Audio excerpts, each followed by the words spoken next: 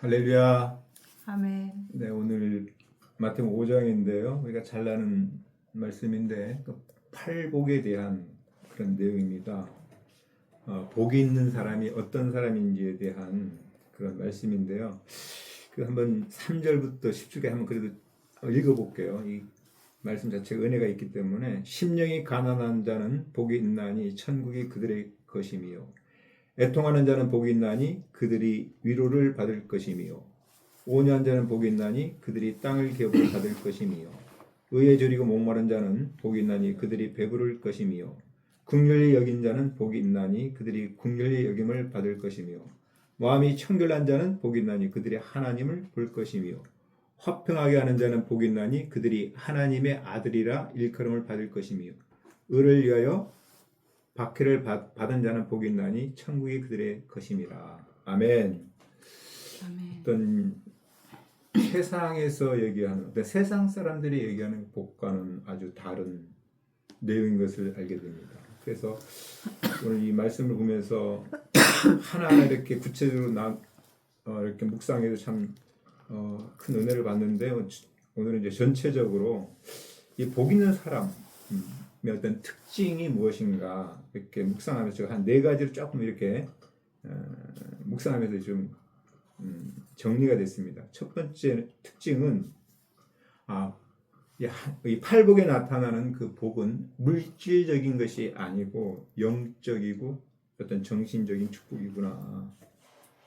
두 번째는 어떤 성품, 인격, 어떤 예수님의 성품, 인격을 묵상하게 되는데, 즉 예수님의 성품을 소유한 사람이 복 있는 사람이구나. 이렇게 두 번째 묵상이 되고요.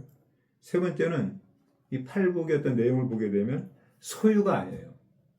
어떤 소유에서 받는 복이 아니라 관계적인, 즉 하나님과 주님과의 관계 그리고 사람과의 관계에 있어서 친밀한 그것이 어떤 복인 것을 깨닫게 됩니다. 그리고 네 번째는 이 복은 어떤 외적으로 보이는 것이 아니라 내적인 마음속에 내재된 어떤 그 상태인 것들을 깨닫게 됩니다. 그러나 이 팔복을 한번 나에게 한번 비춰봅니다. 또 나에게 또 우리들에게 과연 나는 어떤가? 팔복의 관점에서 내 안에는 이런 축복들이 이런 복들이 많이 있는가 아니면 적게 있는가 이렇게 한번 체크를 좀 해보게 되는데요. 저도 이렇게 묵상하면서 이렇게 체크를 해보니까 감사가 되는 것 같아요. 그래도 내 안에 제가 주님과 했던 친밀성을 갖기 위해서 애쓰고 아침마다 또 말씀 앞에 나가고 또 기도의 생활, 예배의 생활을 통해서 주님을 본받고 따르기를 힘쓰는데 그래도 적지 않게 그래도 내 안에 이런 하나님의 어떤 축복들이 있으면 감사가 됩니다. 내 마음에 평안, 또 감사가 있고 어떤 친밀성이고 또 하나는 제가 주님을 사랑하기 때문에 순종하는 것들을 자원해서 순종하기를 기뻐합니다. 그것이 어쩌면 전도에 힘쓰는 것으로 지금 나타나고 있고 그리고 이제 노숙자들 우리 어쩌면 지금의 어떤 강도 만난 이웃이라 여겨지는데 이들의 향한 어떤 주님의 마음을 부어주셔서 이들을 어떤 섬기는 것들이 어떤 감사가 됩니다. 그리고 12절 묵상되는 12절 보게 되면 기뻐하고 즐거워하라 하늘에서 너희의 상이 큼이라 너희 전에 있던 선지자들도 이같이 박해하였느니라. 그래서 주님을 따라가는 주님을 본받고 따르는 삶은 사실 이 땅에서 고난도 많습니다. 때로는 알게 모르게 박해도 받고요. 또 오해도 받고 조롱도 당하는 그 길을 갑니다. 제가 전도를 해보면 그렇고 좀 많이 느낍니다. 그런데 뭘 바라보라 그럽니까? 상급. 너희의 상이 큼이라. 이 말씀 묵상하면서 디모데후서 4장 8절을 보게 되면 바울이 마지막 이 순교 로마에서 로마 감옥에서 순교할 때 마지막 고백입니다. 믿음을 지키고 힘써 싸웠잖아요. 달려갈 길을 마치고 믿음을 지키고 힘써 싸웠다. 이제는 후로는 주께서 주실 의의 면류관을 바라보는 거죠. 빛나는 의의 면류관. 의의 면류관 이 상급을 바라보게 됩니다.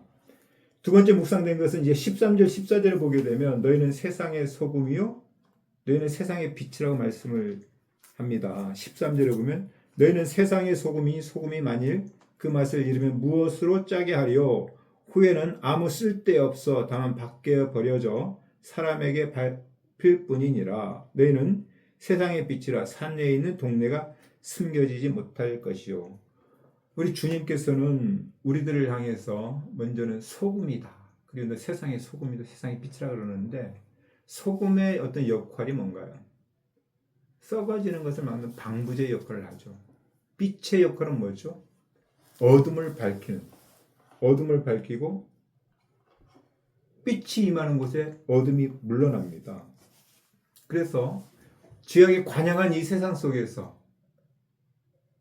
어떤 방부제 역할, 방부제 역할은 소금인가? 그리고 죄악에 관영한 이 어두운 세상 속에서 나는 빛을 밝히는 그런 빛을 드러내는 그 역할을 감당하고 있는가? 이렇게 질문하게 됩니다. 이 두 역할을 나는, 우리는, 우리 교회는 되게 잘 감당하고 있는가? 이렇게 질문할 때 어때요? 긍정적이지가 못하죠. 부정적입니다. 소금의 역할, 빛의 역할 제대로 감당하지 못하는 모습들을 보면서 반성하게 되고 또 회개하게 됩니다. 그래서 이 소금과 빛의 역할을 제대로 감당하기를 원합니다. 마태복음 5장 16절 말씀 제가 참 좋아하는 말씀인데요. 이같이 너희 빛을 사람들 앞에 비치게 하여 그들로 너희 착한 행실을 보고 하늘에 계신 너희 아버지께 영광을 돌리게 하라. 너희 착한 행실을 세상 사람들이 보고, 그죠? 이 착한 행실을 보고 하나님 아버지께 영광 돌리는 삶. 제가 어저께 오늘 또 아침 오늘 많이 춥습니다. 영하 10도 이상 내려갔는데요. 또 노숙자들 좀 생각이 나더라고요. 아침 새벽에 일어났습니다. 큐티도 해야 돼서 새벽에 일어나서 계란 후라이도 하고 어저께는 또 갈비찜 좀 이렇게 준비해서 찜도 마련해서 따뜻한 된장국도 끓이고 해가지고 아침에 노숙자들을 이렇게 갖다 줬습니다. 근데 오늘 감사한 것은 예비된 영혼 한 영혼 김기선 씨입니다. 58세인데 정가나 연결은 없더라고요. 없어 어디 다른 데 갔는지. 그래서 우리 김기선 씨 옆에 있기를 도시락을 주고, 이분은 제가 복음을 전한 적이 없는 분이라 잠깐 춥지만 아침에 복음을 전했습니다. 할렐루야. 예수님을 영접했어요. 오늘 또 예비된 영혼 한 영혼이 김기선이라는 새 이름 석자가 또 하늘나라 생명책에 기록된 날이라 너무도 감사하고 주님께 영광과 찬송 올려드립니다.